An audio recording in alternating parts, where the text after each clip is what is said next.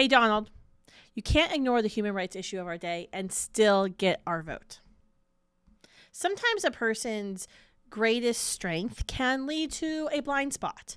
Case in point, former President Donald Trump, whose art of a deal persona, seen in living color on his TV show The Apprentice, illustrated that his one powerful skill was really strategic compromise. Listen, that's all well and good when it comes to talking about taxes or inflation fighting policy, where a percentage point here or there is a difference between a spending measures passage and a government shutdown. But when it comes to abortion, the human rights issue of our day, forcing a compromise is like putting a square peg in a round hole. It just won't work. If a human person's worth is negotiable, then we are all at risk. For every one of us, there will come a day when it's just not worth it to someone else to keep us alive. Human rights for human beings need to begin when those human beings start, at conception, and they need to end at natural death. In between, our policies have to empower those unique lives rather than evaluate them for money-making potential or convenience.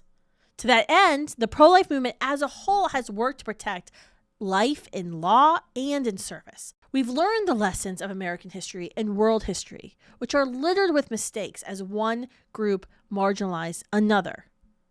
In fact, it was art of a deal type of thinking that led to a compromise to which slaves, Black Americans, were counted as 3/5 of a human being for the purpose of the census, which allowed slave states to get more seats in Congress. While many of the founding fathers opposed slavery, allowing just so much of it was the failure that led to the horrific Civil War. Harry Beecher Stowe, the author of Uncle Tom's Cabin, is credited with changing the hearts and minds of so many in our nation about slavery, leading to the end of the atrocity. She said, quote, "So long as the law considers all these human beings with beating hearts and living affections only as so many things belonging to the master, so long as the failure or the misfortune or imprudence or death of the kindest owner may cause them any day to exchange a life of kind protection and indulgence for one of hopeless misery and toil, so long it is impossible to make anything beautiful or desirable in the best regulated administration of slavery." And she was applying human rights are non-negotiable, period. Students for Life Action has been challenging each of the GOP presidential candidates to pledge that they will sign any heartbeat protection legislation that comes to their desk if they're elected president. Usually on the battlefield or in an emergency room, compassionate medical teams rush to save the lives of those with a beating heart, the universal sign of life. In acts of courage across our nation, many states have risen to the challenge of providing real protection for human beings in the womb with a heartbeat. It's the minimum of what we should do. These laws that take effect before a child can live outside the womb are possible because of promises kept by President Trump to appoint judges who actually read what's in the Constitution.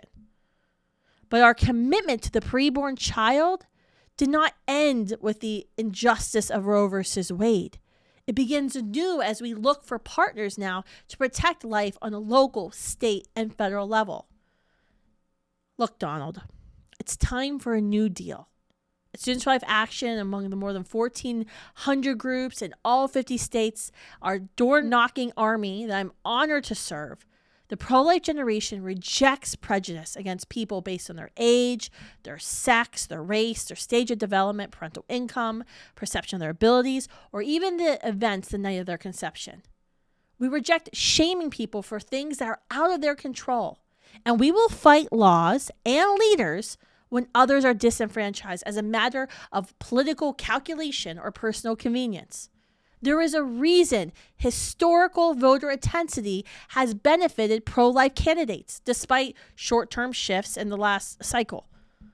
On one hand, there are radical Democrat politicians who support as a matter of policy, abortion through all 9 months of pregnancy, and who turn a blind eye to the more than 64 million lives lost to abortion. On the other hand, are those in the Republican Party who must make a case for life, a courageous case for life. No one is forced to run for president of the United States. If you don't want the entire job, then there are other options for community service. Likewise, no one is forced to vote. With the electorate already so polarized, every Republican candidate, everyone, needs to give pro-life Americans a reason to come out and vote for hope in the future.